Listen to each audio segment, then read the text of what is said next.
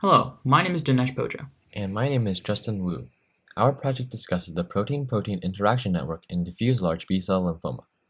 Diffuse large B-cell lymphoma, or DLBCL, is a type of aggressive non-Hodgkin lymphoma, which is a subcategory of lymphoma cancers that originates in the lymph nodes.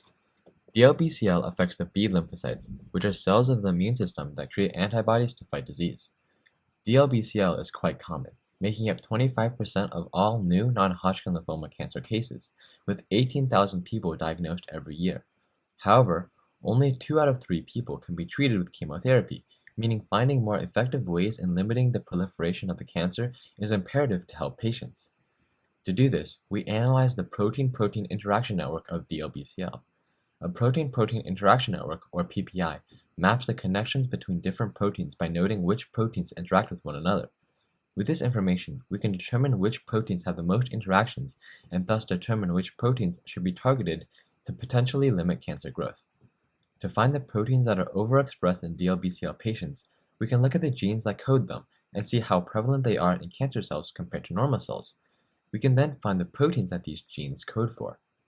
With this project, we aim to create a graph model of the PPI to determine the overexpressed proteins and find the likely culprits in the proliferation of DLBCL. We begin by determining the differentially expressed genes, or DEGs, of DLBCL, by collecting information about DLBCL patient genomes from the Cancer Genome Atlas, or CGA, and the Gene Expression Omnibus, or GEO. After running an analysis on these datasets, we found 1,794 common DEGs between them.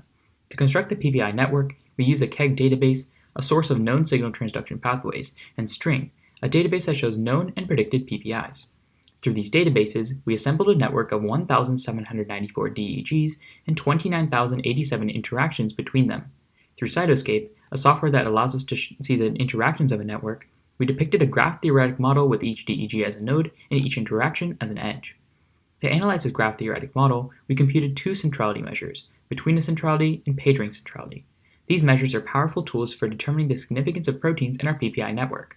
Briefly, betweenness centrality measures the extent to which a vertex lies on paths between other vertices by measuring the number of shortest paths between some nodes B and C that pass through our desired node A. The higher the betweenness, the higher impact factor because more genetic information will pass through that specific protein. Page-rank centrality is a measure that ranks the importance of vertices based on the importance of its neighbors. Here, a high page-rank centrality suggests that the protein is essential in regulating interactions between other high-impact proteins. With these measures, we found the top 10 proteins for each centrality analysis. To do this, we first constructed the complete graph of the DEGs as seen in Figure 1. This PPI graph shows the interactions between all 1,794 DEGs. The proteins closer to the center tend to have more connections to more proteins, while the ones on the outskirts tend to have fewer connections. After conducting the 2 aforementioned centrality measures, betweenness and page-rank, of this graph, we made 2 tables to show the results of these analyses. Table 1 shows the top 10 differentially expressed proteins based on betweenness centrality, while Table 2 shows the top 10 for page-rank. We considered both the purposes of each protein, the centrality values, and rankings to narrow it down to the top 5, which are described in further detail in Table 3. The most important protein, TP53, is a tumor suppressor and helps with many cellular processes like apoptosis, cell cycle arrest, and DNA repair.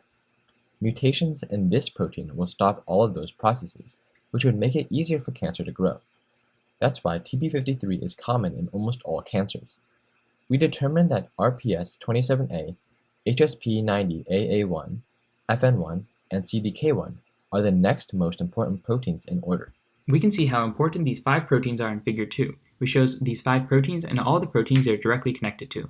The complex web shows how central these proteins are in causing other interactions, and thus solidifies that these proteins are essential in causing DLBCL. This network model also offers us with numerous future avenues that may extend the results of our study. One promising direction is a weak ties analysis. Weak ties are the protein interactions whose corresponding nodes have few common neighbors but have a high betweenness centrality. This means that many operations that cause DLBCL likely pass through this connection, so targeting such proteins could prevent cancer growth but would also make sure not to inhibit any cellular processes essential for life, because it's not connected to any non-cancer related proteins.